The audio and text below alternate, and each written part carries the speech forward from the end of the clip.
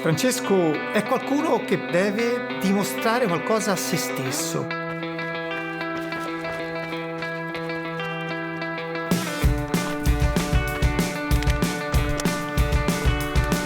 Lui c'ha bisogno di fare e quando probabilmente fa e fa tanto si sente vivo. Per oggi ho dato 11 ore. Lui vorrebbe vivere grazie allo sport. Deve essere libero, deve avere questa libertà di scegliere quello che per lui davvero è la sua strada.